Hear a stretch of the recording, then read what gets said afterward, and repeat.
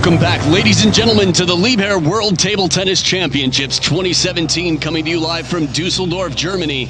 I'm your commentator, Adam Bobrow, and commentating with me is Scotland's own Gavin Rumgay. How you feeling, Gavin? Yeah, superb. The adrenaline was really up in that last match, with Timo giving us such an exciting match to watch. Absolutely, a sporting event that will not be rivaled anytime soon. Actually, I hope it'll be rivaled very soon as table tennis keeps improving and as the fire burns and the lightsabers spin from the light crew. Lee Sangsu and Vladimir Samsonov walk in side by side. What a beautiful image, Gavin. So these two, it's going to be a fascinating clash of styles. Vladdy, one of the other most popular players in the world, just alongside Timo Boll, one of two players in Europe who for over a decade and close to two now, and in Vladdy's case, over 2 decades, has been one of the top European players. Lee Sangsu has been labeled the Giant Slayer, and for quite a good reason. He sent probably about, I don't know, 1,000 fans into the worst tears you've seen. If you thought Kasumi Ishikawa crying after becoming world champion was something, floods out of Chinese Zhangjiakou fans. Just amazing. Remember, these are fans who bought 150 seats in the arena 2 days in a row to put a billboard over that had Zhangjiakou's name with the Chinese jersey, the Chinese flag symbol on it.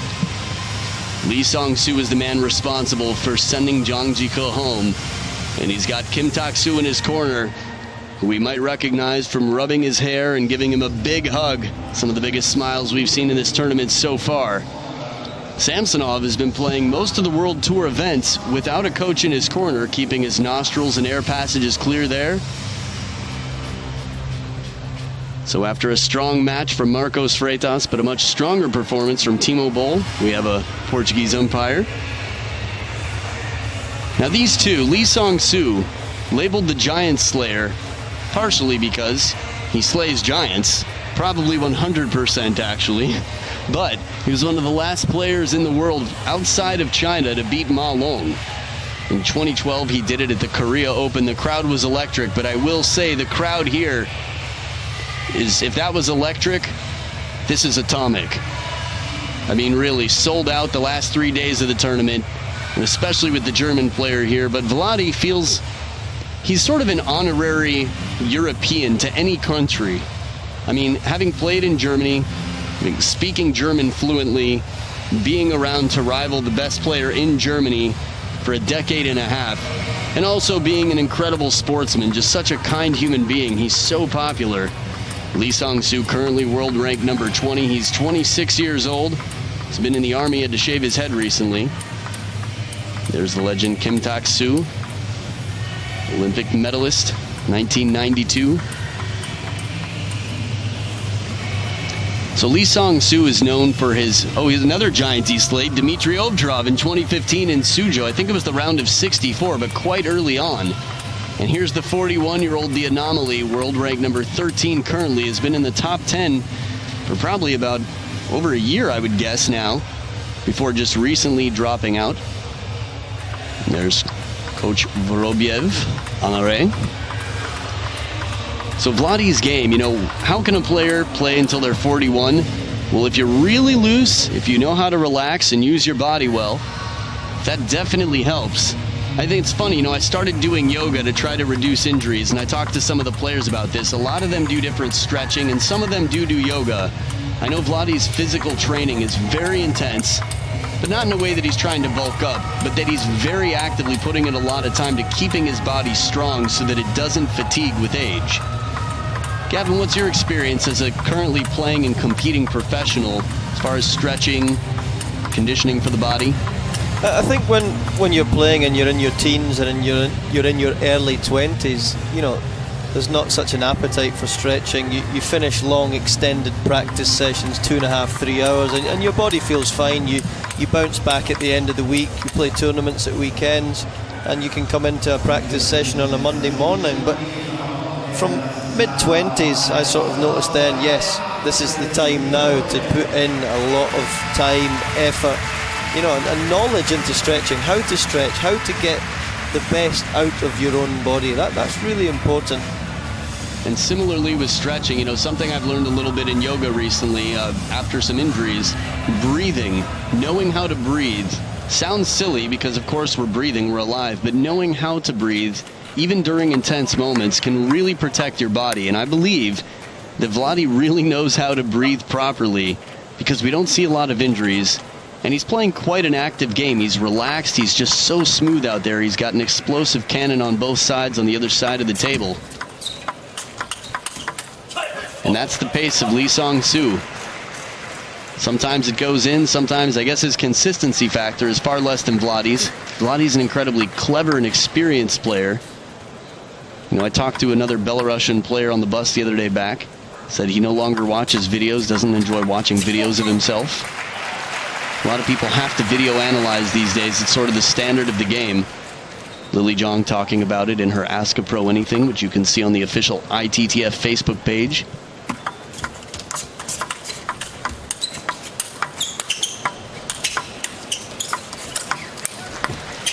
Excellent persistence and fast footwork there from Lee Sangsu. Much like how Yu Sung-min took the forehand from both sides of the table, we've got a shake hands player doing the same.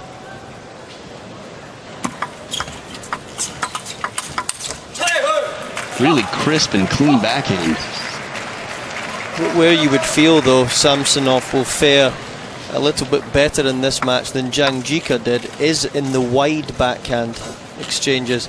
Sometimes there, Jang Jika, I felt, was overcommitting, trying to go for too many big shots, whereas Samsonov sometimes will just caress the ball back and make sure it goes back on the table. Sometimes that's just as important as trying to play a big fancy shot. Now, as far as advantages to being tall, the wide wings, you definitely have the advantage on reach. And as we've seen throughout this tournament, the forehand flip over the table, as long as you know how to keep your balance, you really can cover the table well, get a little bit more leverage with that wingspan. So as far as head-to-head goes, got some good news here. By good news, I mean valuable statistics for you. Vladi said yesterday that they're 1-1. Lee Sangsu and him, the last time they played was at the World Cup last year, and Lee Sangsu won.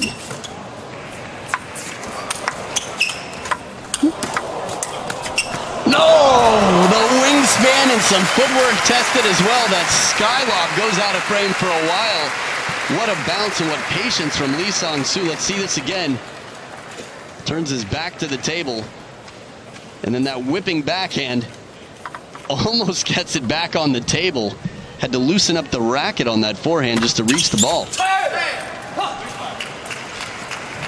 Remember that serve, that fast serve into the backhand corner worked really well against Jang Jika in the closing stages. Yeah, I'd say Lee Sangsu is a relatively fearless player. He's very bold and he goes big. Speaking of big, ball over the table, he's so fast. The first time I think I saw him play, I just remember thinking, wow, this guy's got explosive power, and then he came out and maybe lost a match to someone way lower than him later on in the World Tour, so he's quite unpredictable. But this tournament, I mean, here he is. Last 16 men, and even less now as we've knocked out a few in the round of 16.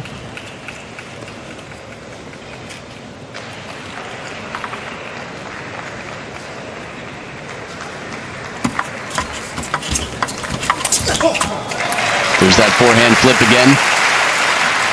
It's interesting, Lee Sangsu will step around the corner for a backhand sometimes, which might make him a little bit slower to get to the wide forehand, but he also has a very strong opening backhand.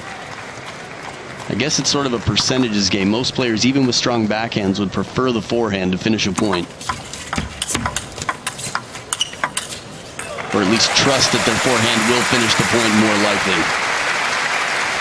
Don't forget, you can send in your questions at ITTF World on all the social media and hashtag #AskTheCommentator.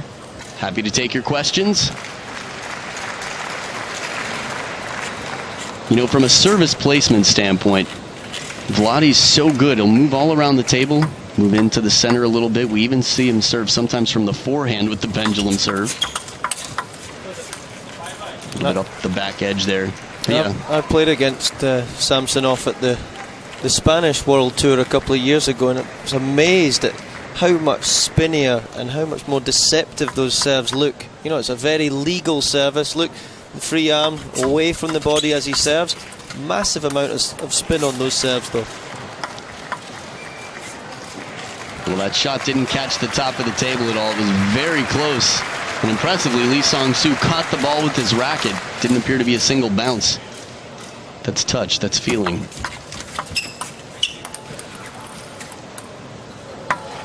Nice play there from Vladi. Say no, the hand was up, no problem. Now,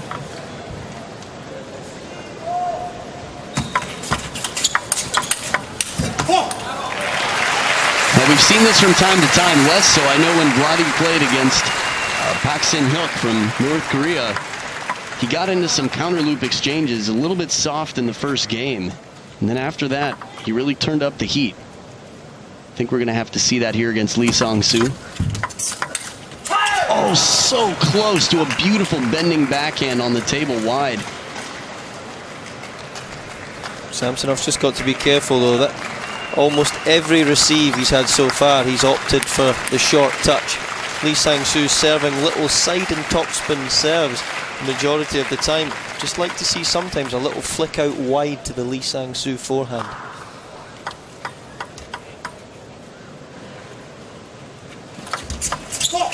Long kicking serve, not even contacted. It's a wicked bounce there. See how clever that was as well. It was right into the middle of the table. So many players, when they serve long to either corner. That's actually easier for your opponent to just, without thinking, hit the ball. Oh, nice. Burned again. Bravo, Vladi. Inside out forehand, picks his spot. You know, we talk about the elephant because of the shape of the ball, the way it curves. But elephant trunks seem like they have about 40 elbows. And I feel like, well, Vladi's arm looked a little bit stiff on that. He is so loose in general. Nope, there you go. It was loose. Drags behind. The elbow moves in first. And the last part to come across, the wrist, just leaves it open a bit and hits it behind him.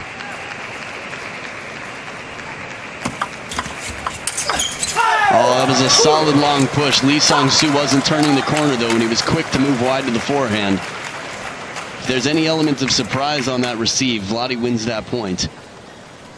Samsonov was clever there. Just unlucky. Lee Sangsu had moved early to that wide forehand.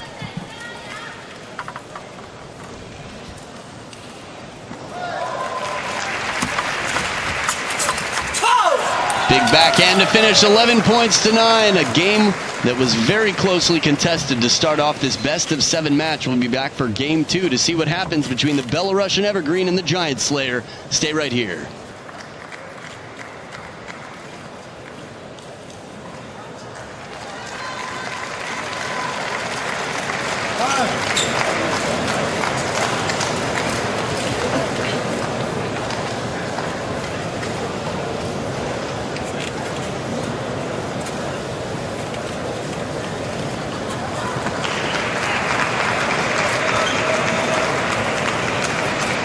The players are back for game number 2. Once again, Gavin and I having brilliant conversation between the games in private, so we'll make them public for you. Gavin, you were saying about Vladi? Yeah, I'd just like to see him being a little bit more proactive. You watch him in the practice hall, he's going for shots. He's perfectly capable of playing a much faster game close to the table. Sometimes he's quite happy to let the other player attack him round the table, and that's fine when you're playing guys outside the top 15 or 20 in the world. You get to this top level, that's very difficult then.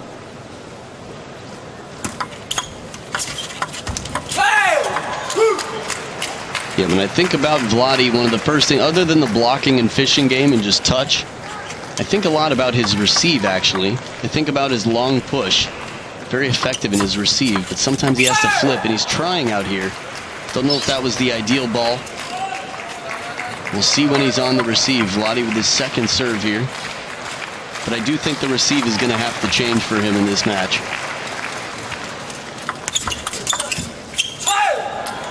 Long serve again, but a better reaction this time from Lee Sangsu than the time before.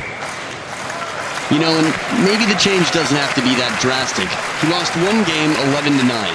Missed a few shots. I mean, he was right in there. It's not to say that something really... He doesn't need to turn over the world here.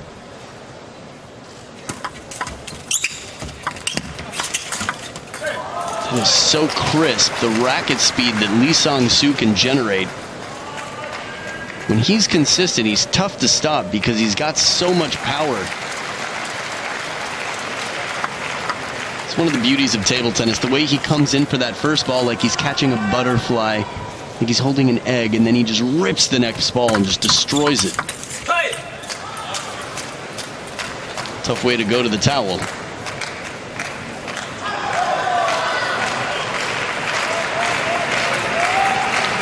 I'm sort of wondering, just thinking, you know, when you're in Vladdy's situation, you have to test out Lee Sangsu, try some new things. This score is quite different than game one.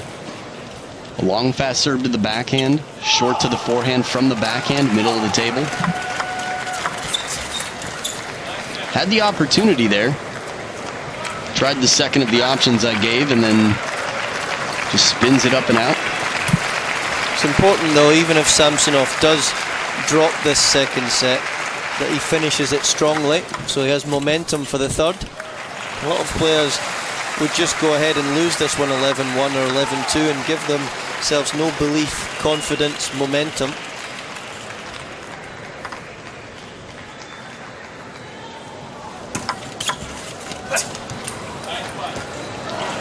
He's having a lot of trouble in the receive game. I mean, this is a receive that troubles even the best Chinese players in the world and keeps Vladimir Samsonov close.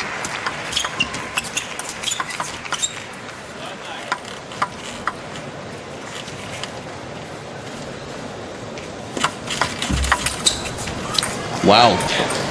I mean, Lee Sangsu, look at this. 10-1 after winning game one 11-9.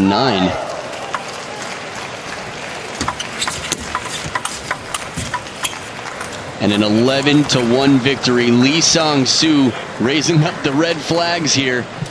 Samsonov's got a lot to worry about. He's going to have to find some inspiration and find some answers. Game three, we'll see if he finds them. Stay right here.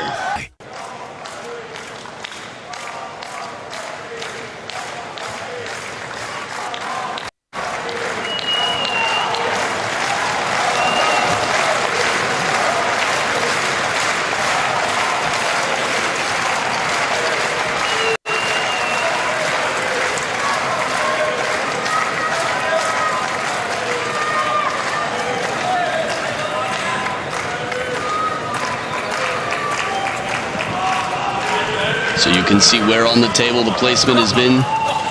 Samsonov has been playing the middle of the table more, trying that. Streak continues for Lee Sangsu. We were talking about the banana, how you don't see Vladdy using that so much, Gavin.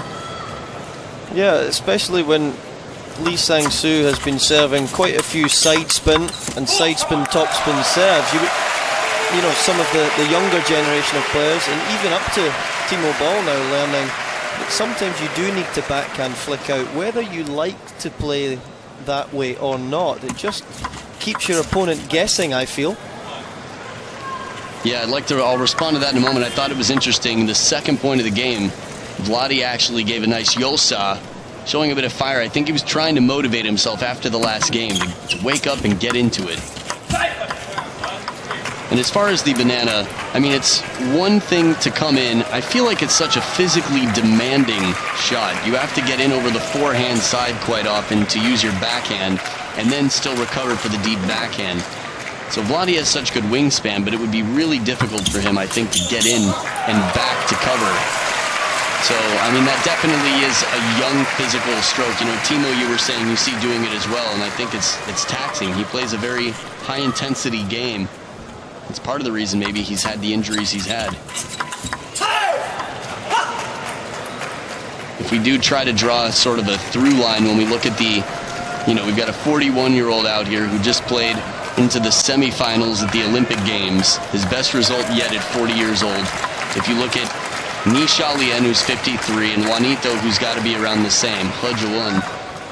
I mean, their style of play, very specific and allows them to continue playing quite well. So we'll see. I definitely agree, though, that in the receive game, there needs to be a little bit more aggression from Vladi, because in the pushing game, whether it's long or short, Lee Sangsu has just been too strong.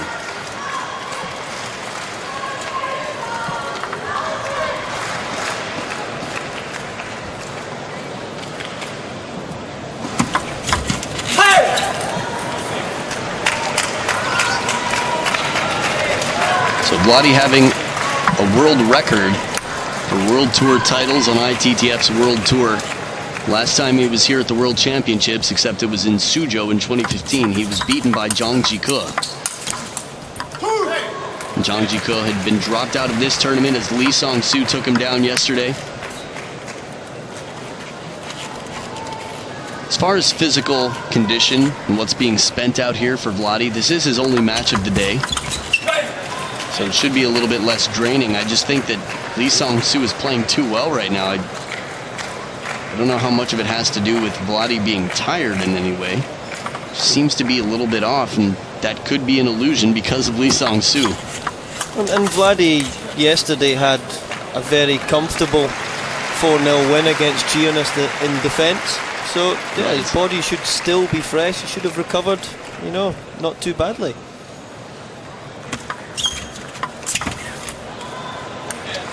But the touch game, I don't know, the receives, I mean, it's tough to say. I mean, you're talking to a player who's beaten Waldner, who's, you know, been top of the world pretty much, and even recently has had some huge defeats, is just really struggling right now. Nice backhand, that's the attack. I know you were saying Vladi can definitely attack with more aggressive shots from him. Lee Sangsu again just not really letting the rally develop. For example, 11-3, Lee Sangsu. Man, talk about army training. He is dominating right now and looking like an authority figure out here. We'll see what happens in Game 4. Vladi time or Lee Sangsu finishes. Game 4 coming up after this.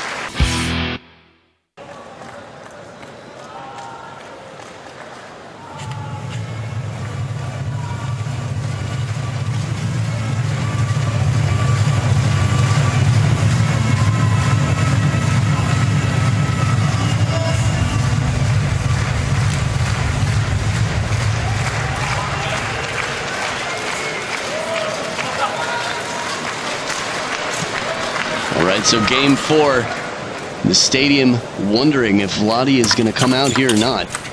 And he sure does with the opening point, a strong backhand attack. And just in case you were curious, for reference, other than Zhang Jike, 4-1, Lee Sangsu the round before beat Cho Sung-min, up-and-coming Korean player, 4 games to 1. And before that, Darko Jorgic, Slovenia. I see some real frustration here. I think Lee Sangsu understands that he has to keep up his performance because Vladi is 1, a legend, and 2, an excellent player. And if there's some momentum and confidence coming back, it can become a real struggle. Ooh! Fishing game. Good reaction time on the wide blocks. How many times we see this, though? Players racing into a 2 or 3 set lead, and then just relaxing a little bit.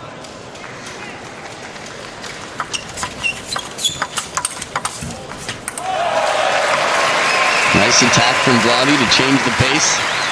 I just got a clever smile and smirk from Gavin as right after saying that relaxing situation as Vladi continues his 4th point in a row to start off the game.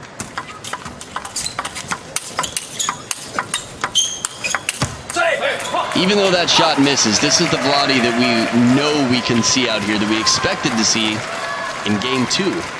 And better that, okay, he's not going to take on backhand flicks, but a nice little forehand flat flick into the middle, looking to do a little bit more on the Lee Sangsu service.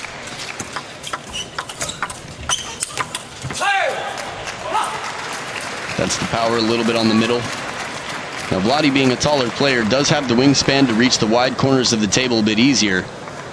While that was a forehand, he was backing up and maybe looking to be reaching even more. I guess that's a funny way to say it while he's backing off the table, but in general, there's going to be a bit more success on Vladi playing to the forehand side of the elbow because the backhand is the more efficient shot for him to cover the middle, and he has such a big middle.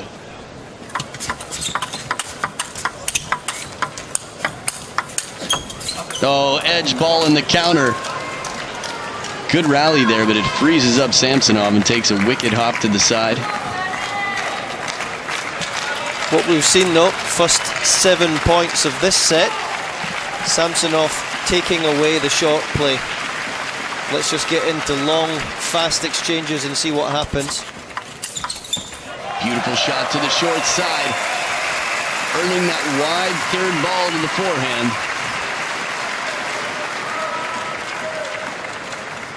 Vladimir Samsonov has been playing the World Championships for quite some time. We have records back to 1993 of the players who've beaten him.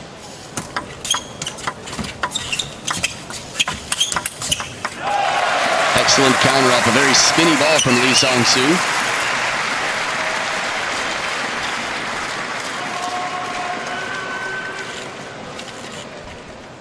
There you have the placement of where the serves have been.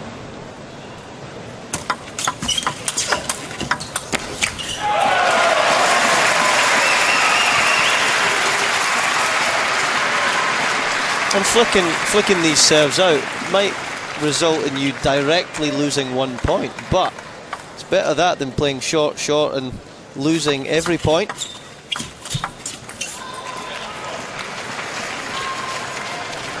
So as we were seeing where the bounces were on the table, Samsonov stepped into a 7-3 lead that Lee Sangsu got a first point out of.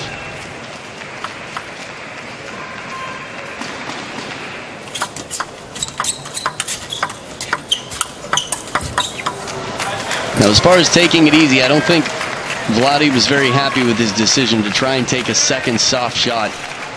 Play one soft, and sometimes playing two. I mean, again, hindsight is 20/20. If he makes that second ball, could have been the one that won the point for him because it was such an unusual pattern.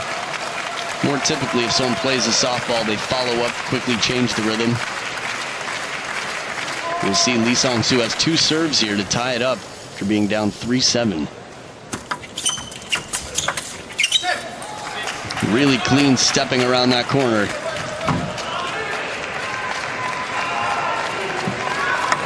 It's interesting when we think, yeah, we've got the timeout here, side of Samsonov. When I start to think about who would have the better chance of beating the top players in the world if they make it to the next round and then some, the history that Vladdy has versus the wild card factor of the giant slayer. I mean, Lee Sangsu has what it takes, I think, to beat number 1 and number 2 in the world. The question is, could he do it twice in a row? I mean, in 2003, Schlager getting through some of the best players in the world to face Ju Se-hyuk in the final. You know, so Wang Li-chin, do you remember all the players he beat to get there, or some of the top Chinese players? It was Kong Lin-hui, wasn't it? Kong Lin-hui, and who else? Ian Marshall would know this. I'm sure we'll get this shortly in our Skype chat here. Wow. 2015, Lee Sangsu was beaten by Tong Peng. We haven't seen quite as much of recently. I remember he was dealing with some injury. I think at the Olympic qualification tournament last year in Hong Kong, saw him fall to some injury. So back from the timeout, still a 1-point lead for Vladdy. This is 3 in a row for Lee Sangsu.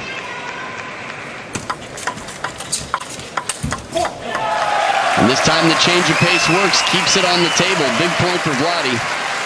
It's like he's been listening to us, looked up at the commentary box. Most likely. Seems extremely likely. That's a good idea. Play it to the middle, but it's the most, let's say, high-risk part of the table. From the middle to the middle is the shortest distance, so least amount of margin for error. Still a 1-point lead, though, and his serve.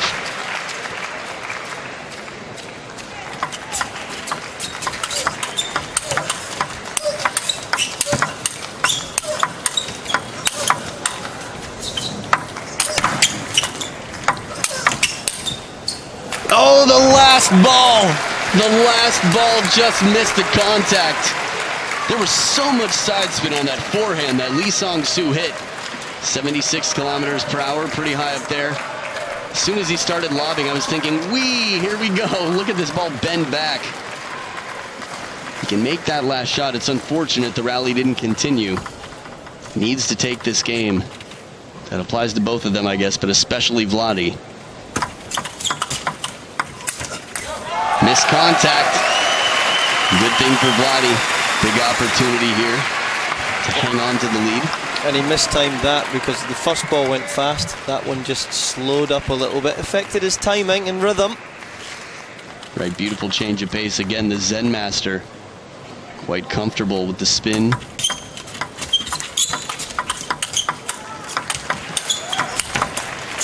Change of pace again. I thought for a minute we would see him get into the lobbing game again. Some sort of fishing. I mean, all those highlights videos you see from the 90s, you see Vladi off the table for long, long rallies before he comes back in.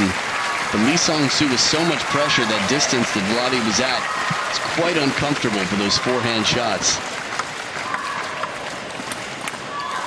So 2 serves left for Vladi. Question is, what are they going to be?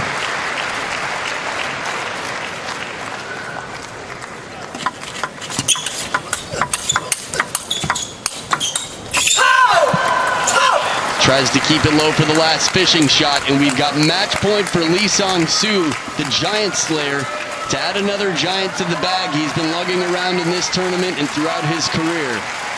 From time to time, packing him up.